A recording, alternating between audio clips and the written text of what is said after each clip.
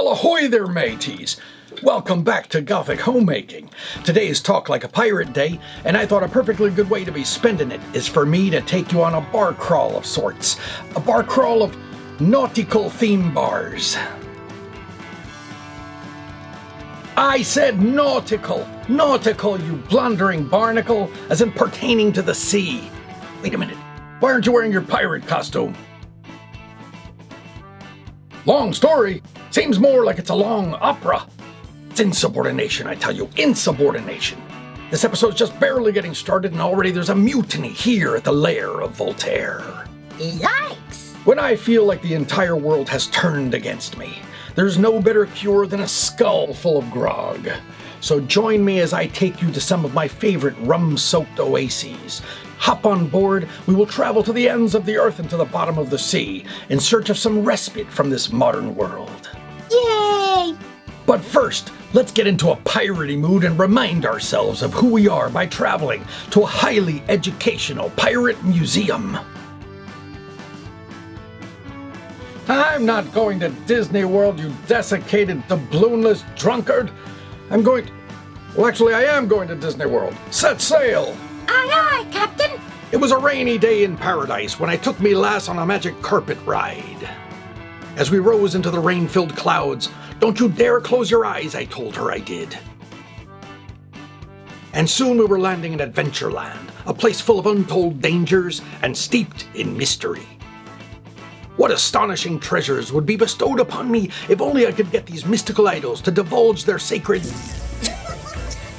Never mind. And then there was a sign that led to another, and another. And before you know it, we were at Pirates of the Caribbean. Are you ready to go on a seafaring voyage? I am. You am? I are. You are. We bravely entered this Spanish fort, winding our way through its dungeons and vaults and arsenals, on our way to this seaworthy ship. And a fine ship she was.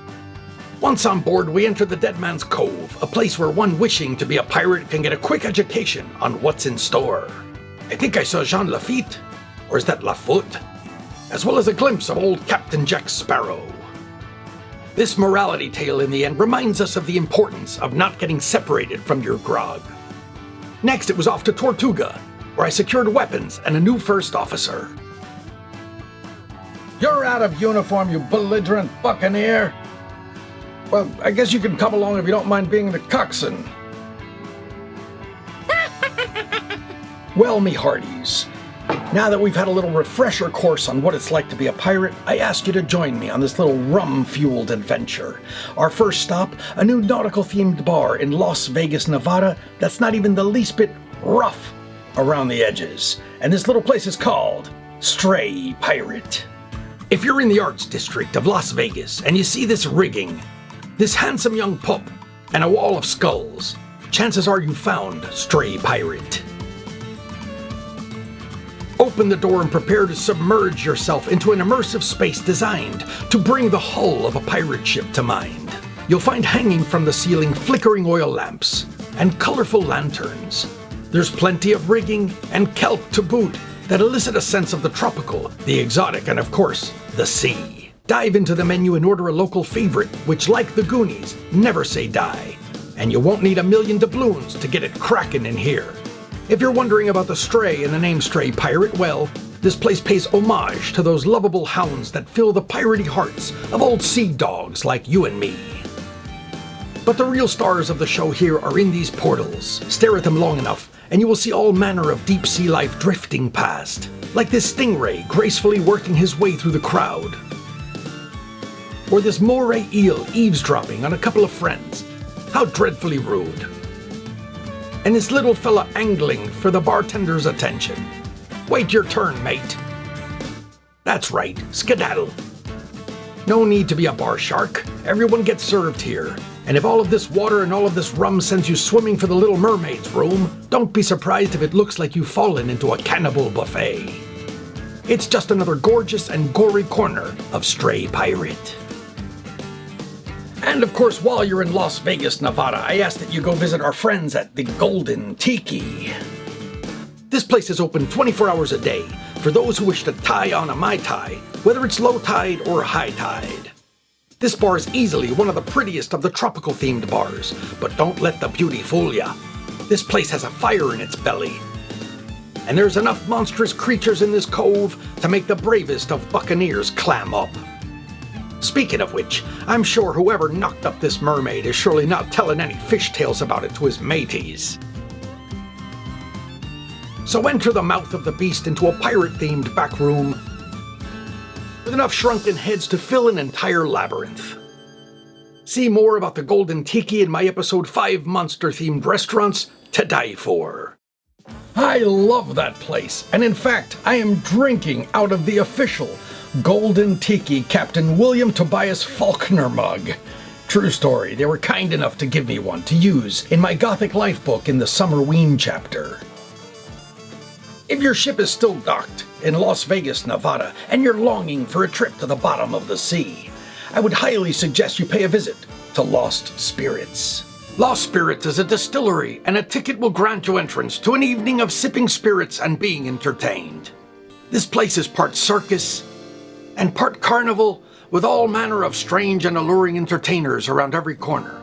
Comedy, burlesque, magic, and more can be found as you walk around enveloped by all kinds of lovely sounds. Have a drink in the enchanted tasting room, or walk what looks like the streets of 1920s Shanghai, getting lost in the eerie mist until you turn a corner and find a belly dancer. Or maybe a submarine. I'd been wondering what that no-account Captain Nemo has been up to since our last encounter, and now I know he's parked his Nautilus here in Las Vegas. The swinging chandeliers are a nice touch and made me feel right at home, swaying to the rhythm of the sea. But wait, what's that out of the window? What lurks in these dark waters? Is it fish? Dark gods, no! It's fish with human faces! Are these abominations edible? Speaking of which, there's a 20,000 Leagues Under the Sea dining experience which I'm told is divine. Sadly for me, they were sold out the night I went, so I contented myself with swinging chandeliers and fish with faces. But then, there are worse ways to spend a night than in a gorgeous submarine drinking with a kraken.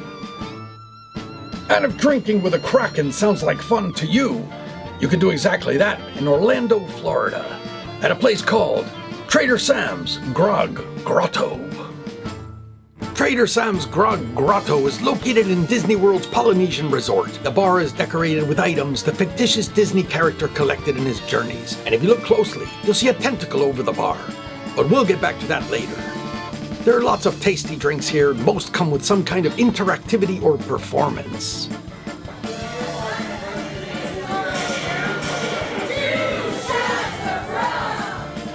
The view from the window is sunny until someone orders the wrong drink. Or is that the right drink? Then, batten down the hatches, it's a monsoon! They have a drink called the Nautilus that's recommended for 2 people, and that one really changes the weather in this place. Suddenly everyone's swimming in bubbles, and that's when I notice the tentacle. It comes to life and pours the bartender a shot.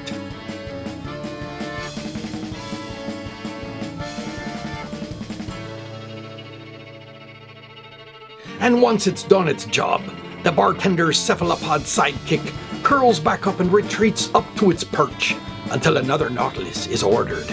Another tentacled beast you can guzzle grog with can be found in Seattle, Washington at a place called Inside Passage. In the Capitol Hill neighborhood, there is a restaurant called Roomba, and if you ask nicely and make reservations, they may grant you inside passage to a bar called Inside Passage. I ordered this treasure of a drink that came in a chest with a black skull inside. And while the drinks are great, the centerpiece of the bar is this giant kraken hanging from the rafters. And while it doesn't pour drinks, it's still quite impressive. Last year, while I was on my King of Villains tour, I was performing in Phoenix, Arizona. And while I was there, I met up for a drink with a fellow named Davey Calabrese of a band called Calabrese. We drank on a pirate ship, a little ship called Undertoe. Undertow is a cocktail bar where they serve drinks in a space inspired by an old world ship. Look around and you'll see things you might find in the hull of a ship, like animal cages, a stuffed dodo bird, and shiver me timbers, they got Curly Jefferson. The drinks are delicious. They have the seal of approval of a pirate and a vampire. Or is that two vampirates? But the star of the show here are these portals that line the walls. I could have sat and looked at these for much longer than the 90 minutes you're allotted when you come here. Then lightning struck and it began to rain. It might have been rough weather out there, but it was smooth sailing at Undertow with delicious drinks and good company.